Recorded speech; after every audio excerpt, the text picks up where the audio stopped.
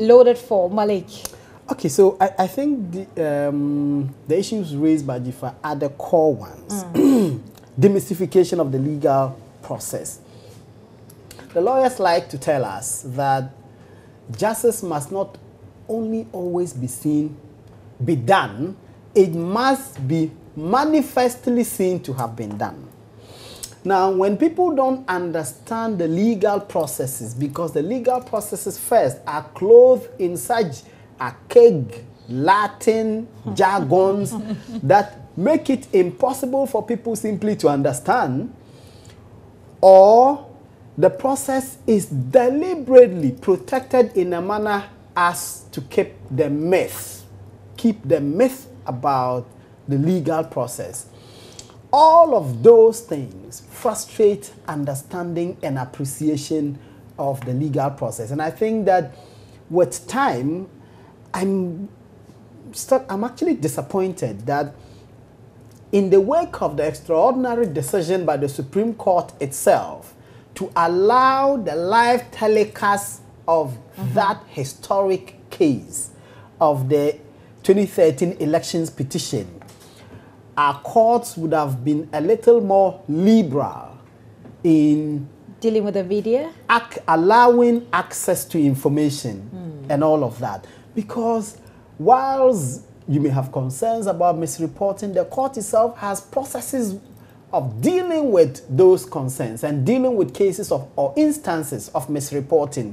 Because we know, and this has happened before, if a reporter were to go to the court and were to misreport, the reporter can be cited for contempt and thrown into jail. It's happened before. The Kukubakus and the Harun Atas have suffered those instances before. So I don't see why the courts should have problems allowing journalists to take notes and to report. Because you want the public to understand what is going on. The only conveyor of information and what transpires in the court are the journalists. So if the journalists are not supported to report, then it creates problems for everyone. So demystification of the processes. And of course, Jifa spoke about speedy processes. Our judicial process, our legal systems are so slow that sometimes people simply don't want to resort to them. I'm sure I admit to you, Malik, of the many things I pray that I never have to do in my life is to be in a court, whether to as a witness or to take an to defend yourself no. It's one of the things you never want to do in your life. Unfortunately, the only way our society can get better is through the court process. I don't dispute that. But this feeling I have is replicated amongst many. A lot of people. Yes, I don't want to be in court I can't either. remember what story it was we covered on JoyNews. And I was with someone who said, you see, these are the reasons why people of my level, and this was a driver who complained that this is one of the reasons why people of my level never get any justice, because I will not want to go through. It was the Mawako incident. And this driver was like, so these are the reasons why I would just have to accept whatever injustice and just move on. Once I share Jifa's concern, the point has to be made, and this is what we are talking about, demystification. The general populace must understand that when a person is accused, the Constitution, there's a presumption of innocence until proven guilty. That every citizen is entitled to a presumption of innocence, that when a person is accused, even if a person is caught in the act, the person is still entitled, the person should be guaranteed to that entitlement of a presumption of innocence. And that the society has an obligation to provide the person with whatever help to help the person defend themselves appropriately. The reason this is the case is you don't want a state which is bullish and can bundle people and throw them into jail. if that were to happen, we will have a jungle state. Yes. You will have a president one day who is a bully and who will bundle up all his opponents and put them and throw them in jail. We don't want that kind of state. Yeah. We want a state where there is law and order. Law and order are guided by the rule of law. The rule of law says everybody should have an opportunity to defend themselves. That is why it is required that when people commit crimes and they are arrested by the police, they must be told in a language that they understand what the nature of their crime is, and that they are entitled to a lawyer of their own choosing. That these are essential, what the lawyers call the Miranda rights. These are essential. Otherwise, you will have the police bundle somebody they don't like, and sometimes they are chasing somebody they can't find. They bundle any other person, and then they just come and trump up charges against you. And if the legal processes do not permit you to go through all the processes, To defend yourself, then you'll be that's it. thrown And it into can jail. happen to anybody. That is why we must sometimes tolerate, and I understand Mama Jeff's intolerance for these slow processes, but we must sometimes It's just a wish. understand that. should avoid. It's just a wish. Yes, we must avoid I understand have that no problem with whilst the it takes time, court system. it is in our own benefit that the time is allowed so that all the I's are dotted and the T's are crossed. So by the time that a determination is made as to the guilt of a person, there is no doubt left in anybody's mind that the person is guilty. And it serves the society, it serves the person, it serves the law enforcer, it serves the court. I agree with That you. there is certainty. Malik, do you certainty agree of a with the point person's you guilt. made previously about the deliberate attempt to prevent people from accessing low education, if you like? There is a deliberate attempt? I think, I will not put it in those words, but I think that there's a certain level of conservatism. And that level of conservatism makes it impossible. Some people don't see it at all. They think they want to jealously guard the legal profession. Isn't that a good thing? And let me tell you, Justice Eni Yeboah, he taught me Ghana legal systems in the law school. And you should hear him talk about law. He says, you people, you are the real deal lawyers. He said, when God created Adam and Eve, the first thing he gave them were a set of laws. Not medicine, not engineering. So the mother of all professions is law. That's his opinion, And obviously. he says, you see all these doctors who wear their white and they bully the nurses in some corners. Me as a judge and you as a lawyer, your trade is practiced publicly. Everyone can assess you. If I write a judgment 20 years, 30 years, I can't take that judgment and rewrite it. But you see, these buildings, you see the engineers who constructed them. 10 years from now, you will see people will come and renovate them. Nobody can renovate my judgment. Oh, Fabulous argument. But that is the thinking. Amongst lawyers, everybody must play a role in jealously guarding this profession so that it doesn't become like journalism. Hey, Where that's a different argument, where a different Dick debate. and Harry can for call another themselves time. a journalist, and Redouan says you can have a chartered journalist. So, so that's the thinking. So conservative ideas, but I think that the persons, the General Legal Council, and all of those institutions that are responsible for the management of legal education must recognize that the more many Ghanaians get legal education, the better it is for our society. That it is not everyone who wants to study law for the purposes of practicing law. But if many citizens acquire legal knowledge, it is actually better for us in terms of business management and in terms of governance. Okay. That everybody understands and appreciates what the legal principles are and what is required to build a better country. I see. So, whilst it is understandable why they want to protect the profession, they must understand that legal education goes beyond just the profession, that many people want to acquire legal knowledge, not because they want to practice as lawyers. And I always said Kojo Nkrumah. Kojo Nkrumah, when he was going to the law school, said, Nami, where if they add me millions of dollars to go and practice law, I probably will not. because... So why did he study law?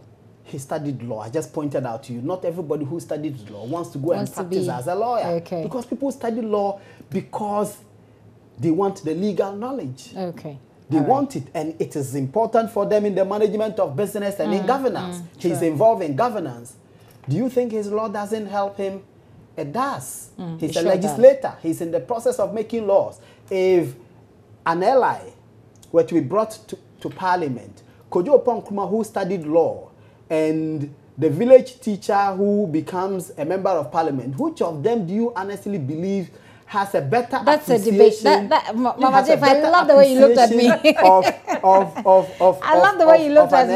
Malik, that's an interesting debate you're bringing on. That's one debate. I'm looking at it more at the level of decentralization. So that there are people in the north, if the UDS decides to open a faculty there, there should be a law school there, so that then they can also acquire the education. So they don't have to come all the way to Accra. Yes, not because I don't want people to come to Accra, no, but because it helps, you know, the processes for acquiring. You know, some people are not able to pursue their dreams because of these kinds of barriers or impediments. When I wanted to go to GIJ, I had to get somebody or come to Accra myself to buy the forms. And I can't study for journalism at that time anywhere in the north. I had to come to Accra. Yeah. And it's the same thing with law school. I don't dispute that. So if you want to study law, regardless of where you are, you must come to Accra. And the other reason why I'm saying this is because I understand it also applies to even how you have higher courts stationed in other parts of the country. So if you want an appeals, so it's like appeals court. Everybody has to come to Accra. Am I correct? Exactly. The Ghana Bar Association actually 2 years ago, or last year, if I remember correctly, complained about the deplorable nature of the living conditions of many high court judges, especially in the regions. And as for the Court of Appeal, originally there was intended to be a Court of Appeal sitting in Kumasi. And the lawyers, the judges had to fly there, go and sit and come. And in Tamale, so there's no Court of Appeal in Tamale. In Kumasi now, even that is a problem. In fact, when the Ghana Bar Association did its elections, it held its congress or conference in Kumasi, and Asante Hene was the guest of honor. And those are one of the things he raised. He told the Chief Justice that he wanted a permanent Court of Appeal in Kumasi. So for me, that's the way I'm looking at it. The decentralization that comes with it, because when you don't have these faculties, then you are not able to build a body of lawyers or professionals within an area, you know. Then everything is concentrated in Accra. So that the people in my village will not be able to and that is why people like the Interior Minister became famous. What's his name? Ambrose Derry. Because he set up a practice in Wa. Yes. You know, and how many people would make that kind of sacrifice? Be able to do it. And be able to do that. So for me, I see this beyond. I believe that they can still protect. Because as for exams, once you've not studied, you fail. Yes. So they can still protect. Yes. They but can still make it easy for people to access that kind of education. But people should access. It makes our country better. Okay. It opens up the process more. All right. And then there are people who can then aspire to become just as they are, like Malik, Ambrose Derry, and many like others. Mahama Yariga, Dr. Tuguba, the Yoni Kulendis, and even where I come from, Lawyer Kum, and all that. All right. Well, I'll take your final word on this, but let's look at the future of Georgina Wood. We heard the president say that a place awaits her on the councillor state. Malik, let's start with you. What are your, if you were to have your way, what will be your own expectations of her future? Well, I think she has served her country 47 years in public service. It's not easy. That's before any of us was born. True. So 47 years, rising up to that level and doing a stellar job. That she's the longest serving Chief Justice ever, 10 years. 10 years. And she's risen from the ranks. She started as a police prosecutor.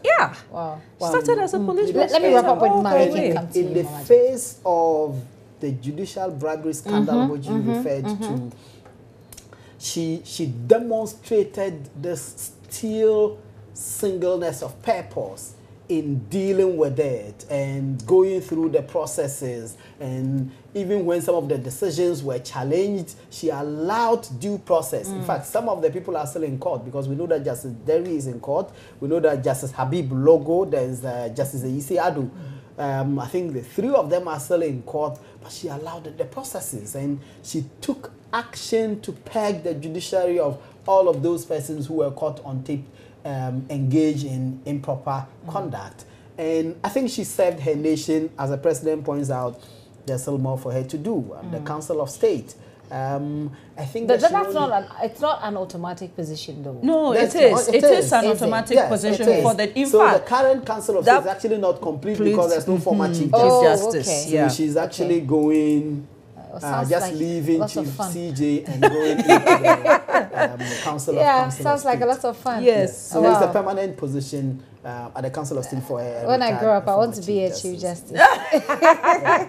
so so please make it easier for us to access law education, so that we also. So let's see how Professor Stephen Kukwasari, his case goes. You know, he has brought a case. This case at the court, and the case has dragged and dragged and dragged and dragged. Some argue that it's because of this same conservatism. That's why. And you heard Godfrey Dami? Yes. When he appeared before the vetting committee. Which kind of was disappointing for many, because he's a young person, and one would have thought that he would have such liberal views. Somehow, he's been initiated into the brotherhood. He's not and he was open. He actually said that he and the Attorney General, Gloria Kufu, are at odds with. So Gloria Kufu is for liberalization. He doesn't appear to be for liberalization. Well, that's his view. I think women are more open. The women are more liberal on this. Well, I don't know. It's hard to say. The current Chief Justice doesn't appear to be very open on this one. Appear to be, you see. Yes. Appear. The word is appear. Yes, but it's hard to say because we've not exactly gotten the full complement of views on this subject. A lot of the time it's just a lot of us lawyers who are in the media, we've had the opportunity to ask and raise these issues. Because just Kukwasari's case has been pending in that court for a long time. The General Legal Counsel kind of a bit dilly-dallied before responding to his case. And his case says there shouldn't be any law school. Okay, that's also a slightly... No, his argument is that there can be law schools, but people who have Bachelor of Laws, LLB, should be allowed to sit an exam for the bar. The General Legal Counsel should be a regulatory body, just set the exams. Anybody, regardless of where they obtain their LLB from, let them come and write the exams. If they pass, they should be called to the bar. It'll be interesting to see how that. So that's a slightly different which is kind of persuasive. Yes, so that's a slightly different. There can be law schools. The kind of law schools that you're talking about in Tamale and Bolga and elsewhere. Every region, like Joe Wise was advocating. Every region, Ho should have a law school. Bolga should have one. Wa should have one. Tamale should have one. All the regional capitals should have law schools. I see. But if you choose not to even go to those law schools, once you have your LLB, once they set the exams, you should be able to sit that exam. If you pass, you should be admitted to the bar. Wow. Okay, Mama J, your turn. We know the future already. She's going to be a member of the Council of State. Not just the position for her, the future position, but what do you expect of her to be silently advising, or you expect to hear more? Because once you're in a position, maybe you're not able to speak. Well, I doubt that Justice Wood will be saying much to the public unless it's an official engagement. I hope she writes But a book she because will- our people don't write books. Yeah, so that people can, learn from her. But yes, she'll be on the Council of State. We hope that her experience, all these 40-something years in public life, will stand the current Council of State in good stead. The current Council of State seems to want to move away from a perception of just being a dormant advisory body. They want to be seen to be out there, being on the ground and having the knowledge. So they've traveled to the Eastern region to check out the Galamsey issues and all that. I hope it does. They have been. But let's give them a chance, a benefit of the doubt. If that is what they seek to do, and Chief Justice Wood is part of it, it makes our country better. And then it then justifies why they must be there as members of the Council of State. And then we can also look up to them and be sure that whatever advice they are giving is an informed one, not politically, or may not have a suspicion of being politically tinged. So I wish her all the best. I think she's done great work for our country. She's raised the status of women in the legal profession. And I sincerely hope that the legacy she has left will be continued, one of which is the Justice for All program. I was going to get to that, and she said she'll still be involved with it, even though she's That is good retired, to know, that because the Justice for All program some years ago kept moving and then it all stalled. So we are hoping that that will not happen again, and it will be that continuing process so that all these matters with the Justice for All program will be dealt with. Congratulations to her, the new Chief Justice, and who's yet to be approved by Parliament. Actually, a lot of people have said it's a done deal. Okay, but I'm looking forward to the vetting, because these are these issues we're talking about. I'm hoping that they'll come up. They will come up.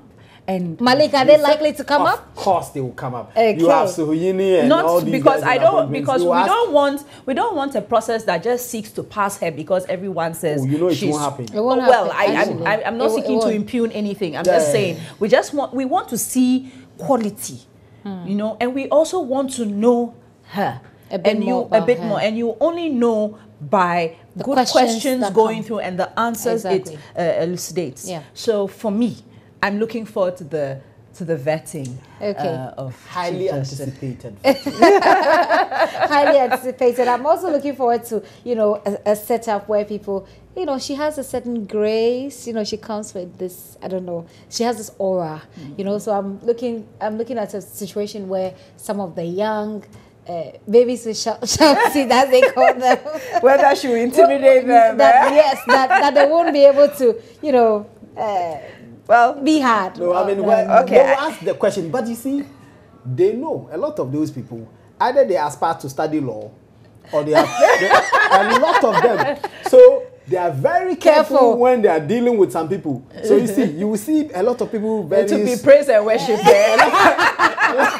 Will that disappoint you? A lot of people will behave themselves. They'll be very somebody who will accord her with respect. Of course, there is no. Of course, Malik, you say I should mark it on the wall. Okay, of course, there will be no doubt that she would be regarded with respect. But I think the relevant questions should be asked. And I want to believe that Justice Kufu, for all the things people have said about her, will also want the tough questions to come so that she can address them with finality, so that then there is no doubt about any of these issues that we're talking about. I believe that is what she would want. Conflict of interest has been one of the issues, and I think you addressed it along the line, but we can touch briefly on it. How will she keep her head above the water? I mean, when it comes to the issue of conflict of interest, I mean, we've seen how it works, the relationship between the judiciary and the executive. Will she be able to stand the test of time? Well, at the end of the day, she has no choice but to rule according to the law and to the Constitution of Ghana. And we've seen it in her last, example of the Munti 3. And even the outrage that greeted that whole event and the pressure. I mean, I know the pressure, you can't see it, but it's there. And she didn't waver. She didn't waver. And so, in as much as she knows the president well, and the president, I also believe, knows her well, and I've heard members of this administration say that she's tough. And so, even though there's always this issue about a tinge of politics, as I believe, no judge wants to be deemed that they are being a political stooge or anything like I that. just told you about Justice Niyabo talking about his judgments, because that's what they hold dear to themselves. Because when you go to law school, what do you read? The judgments. Judgments, cases and judgments. And your respect for a judge, it depends on the quality of their judgment. That's all. So nobody is going, look, you don't rise to the Supreme Court by just being a minion and pandering to people and doing what people do. You can't rise to that level by doing that. Yes. And those who make the point about conflict of interest, what is the nature of this conflict of interest? In what form is it going to be? Is it in the when cases come before the court? Cases involving the presidency or people close to the presidency? But when these things happen, we've seen the judges recuse themselves. And she's not the only one taking the decision. There's a panel. Well, the Chief Justice is only first among equals. The Chief Justice doesn't have a superior standing on a matter before the court than any of the other person, to any of the other persons. No. If a matter comes, she has one vote just like anyone else. And she cannot determine for anybody how their judgment on a matter should go. Yes, but aren't there times where she can put in some directives and... How? It doesn't happen. Yesterday, I'm ignorant of that. I'm asking. Okay, I guess it's also because of our history. Remember the famous Justice Aban page? Yes, that page, that missing 48-page issue. Chairman Sabon's brother's case. And then the judge who died, Justice Afre, in relation to the judgment of the conflict of... causing financial loss to the state in reference to Victor Salome, and then accusations of Justice Aban as well getting a call. I think a lot of it is hearsay. And really? Look, this is a rumor-mongering society. Suspicious society. I hear Achambon used to say, what annoys him is not the rumor, but the mongering. Okay, well, so whilst you like to do rumor mongering, let's move on. Let's move on. This is not rumor. We know for sure that henceforth party executives of the governing NDC who have been appointed into the NPP, the governing I beg your pardon. we are in the 5th month of the new government. You really have to get used to that. I am used to it. It's a slip of tongue. It's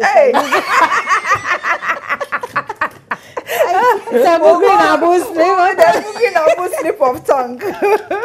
But yes, basically the point is that henceforth, party executives of the governing NPP who have been appointed into state offices will cease to hold on to their party positions. And this is one of the outcomes of the party's council meeting, which also happens to be the most discussed. Talking about that outcome.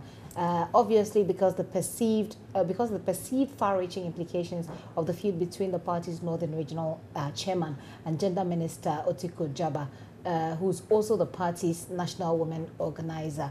A lot of people have said that the way the party handled this issue doesn't make it deterrent enough. They say they've been bonded indefinitely.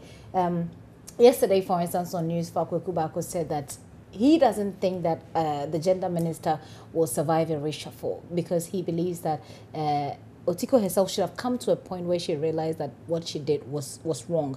But she apologized. So I'm wondering what you think, Mama Chief, that is this indefinite bond of good behavior deterrent enough for other people within the party to put up good behavior?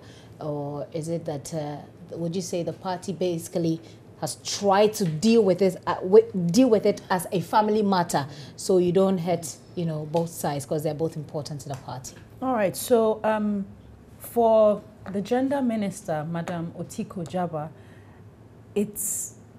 I don't see what else could have been done.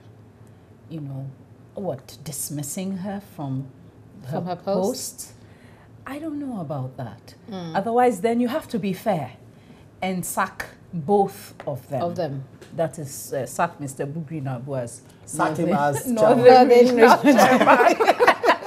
And but the difference is that Bugrinabu's position is elected in the region, okay, and for Otiko she's appointed, and yes, and she's appointed by the president. I don't know if the NPP and as a party, she was also elected. Yes, as National Women's Organizer. Yes, so I don't know if the party and the president want to go that route. Because when you do that, you set a certain precedence that may be difficult to handle. It's only 5 months into the administration, and there are many, many things ahead. So they've tried to manage it as best as they can. They've tried to give it an element of seriousness, which is why the National Council came in, deemed it fit to, stamp their authority on it. I think on both sides, there are things that these individuals themselves need to do. I think the gender minister, yes, she seems a bit of a political hothead, but this is governance.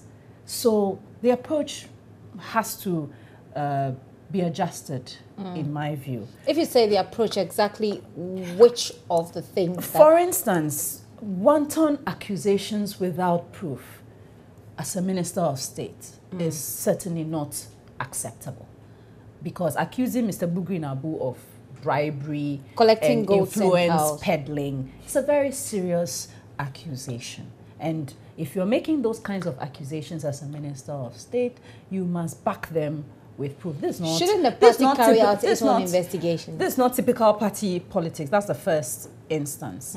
Then the other issue is Daniel Bugrinabu himself too must control the way he wields his power.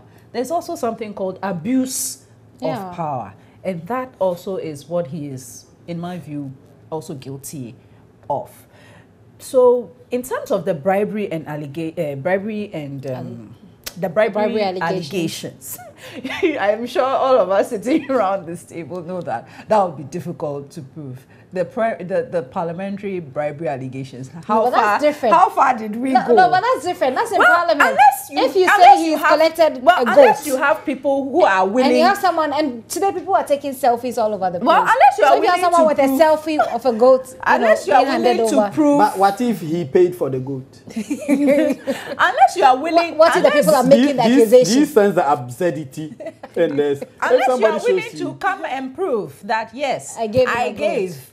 And if anyone has such evidence, I'm sure they are free to make a report to the party for the party to make a decision or determination. And they will tell you that the goat they gave was bribe.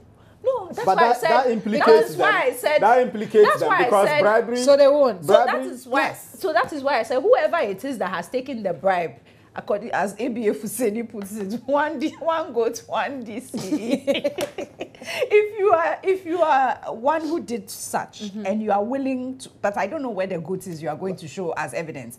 But if you have that, then you have a case to answer. But this was a clear example reality, that really you're not going to get much. But I think calling them to order, reprimanding them was a good step. Well, people thought they should have been punished, given a harsher punishment, Malik. Well, they are in government now. And you know, when they're in government, the way they handle their things is different from when they're in opposition.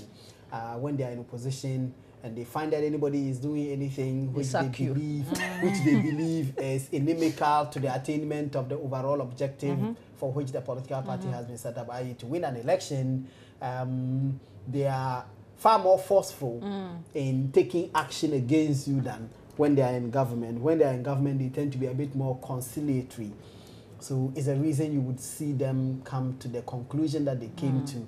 But I shared Jifa's point that they took it more seriously than you would have thought. Okay. That you had the whole National Council meeting, taking a decision on them, getting them to go out and apologize, and you have the acting general secretary and the national organizer telling you that these were the decisions and granting interviews and saying that their actions were condemnable and this is the action that was taken against them. And before that, we heard they'd been summoned to the presidency. Yeah. Absolutely. So I think they demonstrated that they were willing to take it more seriously than you would have thought.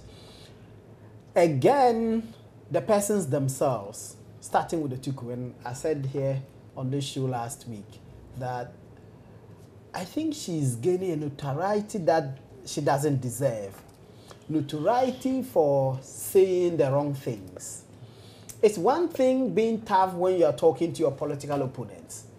When you start being tough and talking to your own party people, then that creates problems. It creates problems for you. Remember that Otiko was a hugely popular person in the party. I think she is. Remember, in the Jacob Echebelamte executive, she was the only person who survived. Yes, Otiko was the only person who survived after the 2012 election. Yeah. Yes, she was the only person who survived. Yeah. The only other person was John Boydu. In fact, even then, John Boydu had moved up. Yes. He had moved on. But the rest of them, said John, Jake himself, everybody lost. They were all cleared out. All the people who contested, they all lost. She was the only person who won. It tells you her level of influence and popularity in the party. But being successful at political battle is not the same as being successful at leading.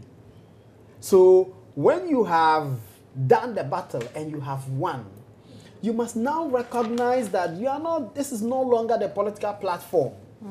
You are being looked up to by people. The president has demonstrated confidence in you by appointing you as a minister, and a minister for a ministry such as that. Women, children, gender, social protection. That is not a place where combat is necessary. And that ministry is your humanity, your humility, conciliatory. Those are the things that are necessary. Those are the things that are required, not political battle. As for the battle, you did that at the vetting. And you should... So you should leave it there. After the battle at the vetting, leave it there. When it comes to party people, Buri Nabu engage in clear abuse of power. You say bullying tactics, completely and she's not having any of that. It was completely. And since we're talking about women empowerment, etc., I think it was necessary for her to maybe accept the way she did it. But I think it's necessary to prove to people that you can't just bully people. Yes, that is true. But it doesn't mean that one has to always be combative. In nature. I think people have been more conciliatory towards her or been more empathetic towards her had she also not put on the boxing gloves. Absolutely. if she had just moved away quietly. But that's what we do in this country all the time. No. It's not about just moving away quietly. Yeah. She make your point by the way you do it, even right? Even if she didn't say anything and had gone to file a formal complaint at the party without having said anything, that I would have been interested in to see how the party would respond. If would that have come out for us all to know what's happening? Oh, but she would have told. She would have. Party? Maybe what typically would have been to say is, I'm not commenting about A, B, C, and D. However, I'm filing an official complaint, and I want the party to take steps to deal with it and indicate that will even reflect to you, you know, how serious they view this kind of behavior. The story going out and you throwing allegations are two different things. Okay, Malik, let's story would have gone out. Let's push the discussion to whether or not she'll survive a racial. Do you agree with Kukubako when he says? She has consistently been in the news for the wrong reasons.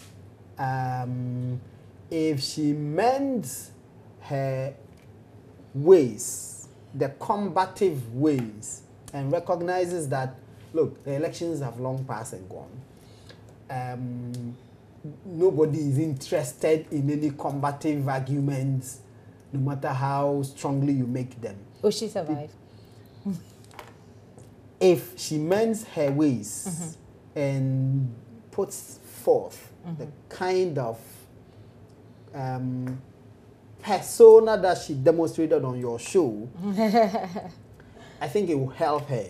Okay. If she keeps saying, if we keep getting the slips and the controversies surrounding her, about short skirts and albinism and those things, it'll be difficult. It'll be difficult for her to survive. Okay.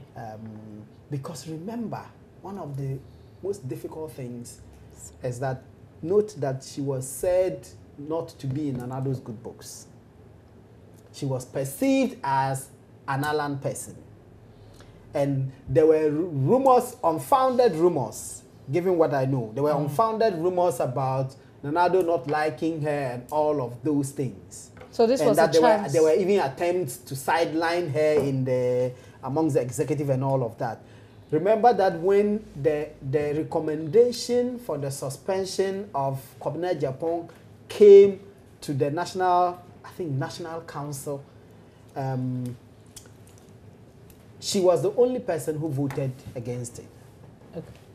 So all of those factors considered, Nanado won't want to put Otiko out of his government, because to do that would mean to kind of confirm these unfounded rumors that, look, for a long time this woman was not on his good books anyway. Yeah. And so that kind of puts the president in a very tight corner. What she shouldn't want to do is force his hand. Okay. All right. I think it's in her own interest, in the party's interest, in the president's interest that she doesn't do that. I see. Mama J, will she survive in a wrap? I agree with Malik. In other jurisdictions, you get a publicist to help deal with it. to make nice with everyone. But I think she must recognize that now she's in government. And the agenda is not just for the NPP and President Akufo-Addo, but for the people of Ghana. And you want to bring everyone along with you. Remember, the ministry is leading key social protection interventions. And if you are perceived to be acting in a manner that is not akin to pushing that agenda, the president, I'm sure, will remove you. Because the president is looking at leaving a lasting legacy and would not want a legacy that would reflect that he is doing something for the people. The news is rather about you and your conflicts with somebody else. Right. Distractions, exactly. Okay. And I think and Malik has put it the best way possible, that if she forces his hand, he will not hesitate to remove her. Okay. So I hope that she will reflect on all these things that have happened in the media, not just in reference to this Bugui Nabu incident, but over the last how many months since her appointment, and try and develop a strategy towards winning souls. rather than that's perfect decision for the day. Today is Sunday, isn't it? Winning souls, yes. She should win souls. I hope the guys at Majo Online are following. Otiko must win souls. Not cast them. Otiko must win souls. Okay. All right. So while she is winning souls, the Minister for Lands and Natural Resources is shutting down schools. So the School of Surveying and Mapping this week was shut down on directives of the Minister for Lands and Natural Resources. The students have been up in arms against a decision to sell the land on which their school is situated. So you see them there in those visuals there, vandalizing property. The reason the minister gives for shutting down the school. But the question that has arisen is whether or not it is within his mandate to cause a shutdown of a school. The student thinks that they think that their future is on the line now if they're told to go home without a clear-cut direction as to what is going to happen, or a roadmap, and that's what they've been agitating for. Malik, let me start with you on this. Is it within the minister's mandate to be shutting down schools? I was wondering too, whether if there's a problem in a school, whether it is not the education minister, but it's the lands minister. Yeah. Because there's a contention over the land, no doubt about that. But the determination as to whether there is congenial atmosphere enough for education, for learning, for schooling, for teaching and learning, shouldn't be made by the persons whose oversight responsibility is to deal with the land, which is the subject of the dispute. So I was wondering why it was him who took that action and not the education minister. there's also something I don't quite get about this particular land. The students continue to argue that this land has been given out for a development, and the development is a mall. Of a shopping mall. I spoke to the executive secretary to the Lands Commission, and he denied that. Then I spoke to somebody who said, yes, they are building an office complex, and they are investors. And I'm like, investors? Which investors are building an office complex for the Lands Commission? And why can't the Lands Commission raise sufficient funds to be able to build its own office complex? Why is the Lands Commission having to rely on an investor? And what is there for this investor who is building building an office complex for the Lands Commission? I guess there are just so many questions about it. I think we need full disclosure. Has the land been leased to any company? Which company? The minister says it hasn't. At the same time, they are relocating the school. And so who are constructing this office complex? Is it being paid? Is it being paid for by the Lands Commission or by government or by who? Because the source I spoke to said, we are investors and we are building this office complex for the Lands Commission. The students completely misunderstand it when they say it's mall. Which investor is doing that? What is there for them? I see. So that's perhaps something that, well, since nobody ever does it, the media should be looking into. Yes, and I've been trying to get back to the source to give me some further and better particulars so that we can get an understanding of what exactly is going on. Because it seems to me, for a long time, the authorities are not giving us full disclosure on this matter. They're not. They just skirt around the issue. And the students have been left, left to their fate. And it's not, I don't think it's fair.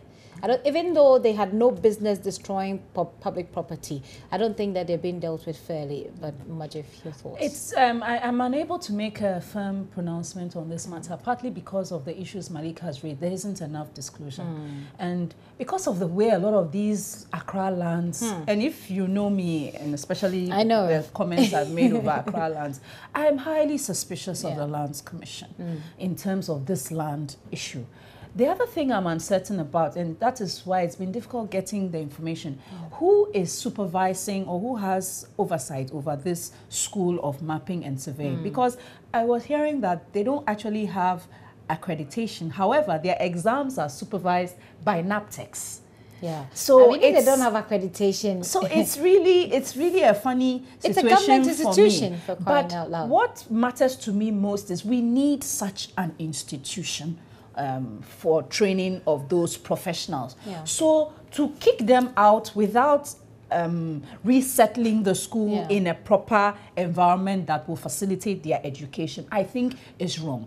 And the students have paid monies. Somebody must be held accountable, and that is what distresses me about this country. It is difficult, unless the media is making so much noise about this, nobody is holding anyone to account. So right now, the minister has had to come in with an iron hand in a manner that is not probably the right way. And nobody is saying, oh, we've tried to, but the minister has justified it by saying that the students' action, and remember, this action didn't start just last week or 2 weeks ago. This was from last year. And then I remember there were some members of the Gadangbe Council or youth group or so that also warned the Lands Commission not to sell that land or lease that land for a shopping mall. So I think the responsibility is on the agencies, the Lands Commission, the minister himself, and then whoever has oversight for this school to come and give us full disclosure about it. I think the committee in Parliament, the lands the committee responsible for lands and that should also use this as an opportunity to ask an urgent question. Shouldn't the education committee to be honest, I'm not sure who is responsible. I think then that addresses the issue of education. But for me, more if the school is not going to be on the land, they must be transferred in proper manner to an environment that will facilitate the students' education. That's one level. Yeah. Then this land that is being sold or used for what purpose? We must know why. Why? Because And too who is many behind it? of these lands in Accra have been but- sold and out this to is people, prime- and this is prime land. and Yeah. nobody tells anyone anything. Yeah. No one explains anything to anyone, and people just get away with it. The SRC president said something. He said, are we suggesting that Gutchesberg was stupid when he set up the school. institution? So That's why I this said institution- the institution transferring them to enable them continue what they do matters. That's yes, one level. yes. Then accountability. And why are we, okay, so we are transferring them Over to the where? land. Why? No, so that's why I said that provision hasn't been made. Okay, maybe There's no information. There's no information. Absolutely no information. And the guy said when they met with the authorities, they were told that, oh, they are going to move them. And they are moving them to nowhere. They said, oh, they have acquired some land. Where? Where is the land? So if you have acquired the land, are they going there to go and farm slaves? Terms with it. So the people are it's one of survey those- students. Yeah, If you acquire land and you don't put buildings there, How are they going to study? Are they going to farm snails or on the but land how do or you what? even decide to Yeah, if they're selling the land? Who does that? How do you close down a school to Without making any provision for them. shopping mall? If that is the case, anyway. So yeah, we like need to. Jifa says, it's a very strange arrangement that anybody can wake up one morning and just sell some school Yes. School park. or lease School And land, they do that school a lot. park, There are a or lot of lease- parks in Tema or lease- which have been sold. green spaces. They've all been sold. What's the Ramsey? They've all been place sold. in Tema. I mean, They've all been and sold. just lease it out. It's- But you it's know there was a very time, some 3-4 years ago, there was a suggestion that some DC had decided they were going to go and clear the Ebri gardens. Yes. and Oh, put up- really? Yeah. yes. The Ebri gardens, Yes, they're going to go I and remember clear we it did that and put story up, and- and put up an office complex there. Oh. And there was such anger. And it Yeah. was left. So does it always have to come to that? Is it that what? Unfortunately, that's where we are for now. Well, anyway, and I remember former President Rawlings had been very angry about lack of green areas. He went to the Flagstaff House once and he was complaining about. He said there are no trees. Or even I think it was 2 years ago, a year ago, hit the June. Way before that, the Yeah, he inauguration. complained about the chopping up of trees. Way before and that, the all inauguration of the. I mean, when President Mahama moved from the castle to the I Flagstaff see. House, and he was there, he complained. He looked at the place and he said, "There are no trees. There are no trees." And I mean, so we're cutting down trees. We are and talking trees. planting Even the lawn in trees front of the and- place, we can't maintain it. We are talking trees. Okay, well, that's a different debate that we'll get into another time. But, well, just so you know, some way, somehow, that the food you're eating may be killing you. From tomorrow, Joseph Opoku Gakpo will bring you a hotline documentary that points to the dangers that you are exposed to by doing something perhaps that we take for granted, eating. Here are excerpts of that documentary. Forced it to ripe, thereby adding something I hear it's garbage that they used to conserve the banana for it to ripe at its premature stage. So that was probably the result of what I took. The poison, the garbage they used to force the banana to ripe at its premature stage caused, or how do you call it, made the fruits poisonous and then endangering the lives of people who, like me, who took that banana. The doctor said if I had delayed a little, maybe I could have died out of it. Sometimes handlers of food deliberately and criminally contaminate them with poisonous chemicals to induce or delay ripening. Some other times, the intention is to preserve the foods and make them more attractive to consumers. Remember the survey by the Food and Drugs Authority last year, which showed more than 90% of palm oil on the market contained deadly Sudan 4 dye? Remember the story that formalin was allegedly being used to preserve Kobe and many more? Well, the FDA says regulating such foods is not easy. So those are excerpts of the documentary that Joseph Opoku Gakpo on our environment desk has put together. Tomorrow it airs at 6:30. Mama Jeff, let me take your initial thoughts on that. I mean, you've seen the promo over and over again, and I'm sure you have an understanding of the story. We were to get in touch with Gakpo, but we weren't able to do that because of time. So, but we'll bring you that into that documentary and talk to Gakpo subsequently. So. Yeah, but I think a lot of the time when we think of food today, there's always this fear of contamination. Yeah. And those are some of the things that Joseph does a good job of highlighting, and he does it well because of his background in agriculture. And that's very, very important. People always talk about how food in the past, cooked by our grandmothers, tasted, you know, better than today. Some of it is because of these things. Is it because they probably were better cooks? You could say that. That could be. But there's the issue of a lot of our food these days being contaminated. There's a lot of pollution occurring in the environment, and that is also affecting the food. It's affecting the fish that we're getting from the sea, and our meat and the like. Even what we are feeding the animals in order to get. So it's good that we have this, and it's important we have a conversation about it as well, because last year we had the debate about Sudan 4 dying in palm oil, and then this year we had the issue about tilapia. What was Kobe. it? Kobe, something being used in it. Yes, what they use at the mortuary, according to the Minister for Technology. Looking forward to that. Good work by Joseph. Good work by Joseph. Malik. Okay, Gifty, I think generally we don't treat food well. I go to CMB and I see people put a sack on mud and put tomatoes and garden eggs and things on it, and they're selling. And I'm sure you wonder why we don't get sick as look, often as we do. Honestly, I think God is very kind to us. Because I see people sitting on a care track, they are sitting on their meat. food. Meat. They are sitting on the meat. And then when you see another care track, there's a corn dough in sacks. They are sitting on the corn dough. When they get to the station, they just pull it and drag it on the ground. And that's what we eat. That's what we consume. So we don't treat food well at all. So perhaps this documentary will draw great job. attention. I think that it's part of conscientizing all of us to be a bit more careful. To be a bit more careful. But it's more than what Malik is saying. Malik is just basically scratching the surface. When you see that documentary, you get a better understanding from where the food is planted up to when it gets to your plate. So it's a very important documentary. You want to look out for it. Tomorrow at 6:30 p.m. and then that will be the first part, and then the second part will be aired on Tuesday at the same time. Watch this. I think it cements the work that I've done. It gives me confidence that I'm not a spent force. And I think it should inspire others that no matter how long it takes, recognition will come once you do the work well and you remain dedicated and committed to it. And that's all I've tried to do throughout. And I think it's a nice reward.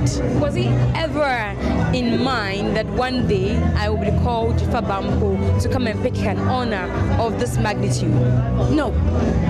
I mean, yes, there are numerous awards events, but this one, you are chosen. There are many of us, and you, out of the so many, you are chosen.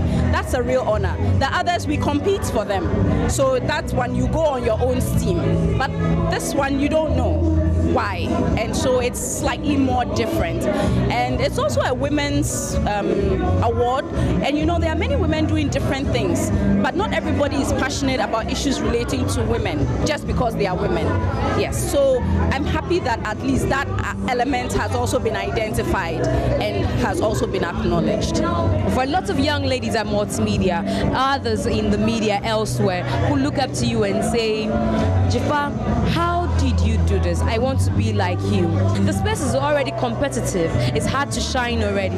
But how have you been able to keep your standards to the extent that today you're being honored as a woman? Learning from the best. And when I say learning from the best, you don't come in thinking that you know. I think the mistake a lot of young people coming into journalism are making is that they think they know. They are coming in with their own way of wanting to do it. No, you have to learn the basics, master it, then you can innovate, which is what some of us have tried to do. So we've learned the work well from the people who were there before us, you know, and always try to do more, add more, read more. You know, it's about the pursuit of knowledge. It's a quest, and the quest never ends.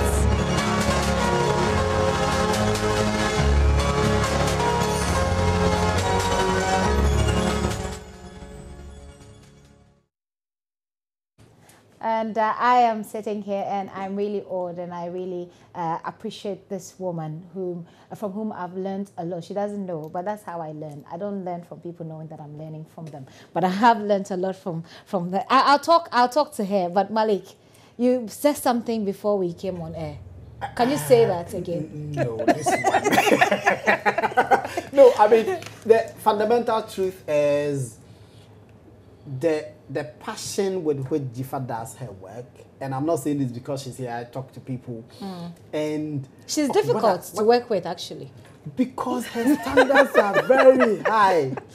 Her standards are very, very high. In fact, my first interaction with her were fights. Okay. And then before we became friends. No more. And it was high. So there's a mistake on my jaw online, and then she will storm into the newsroom. Malik, do your job. Just do your work. And it's like the world is coming to an end. Yeah, you know. So she wants to bring the roof down on your head because there are mistakes on my journal. So, and you have to understand her English language, the diction, the confidence. Those are things that you don't find every day. So sometimes when she's speaking English, even on this show, and I'm following the words, the pronunciation of the words. Admirable. I would have said admirable. It tells you wrap up, Malik. Before we get kicked out of the studio. She will say admirable. I'm like, oh, okay, so that's how the word is pronounced.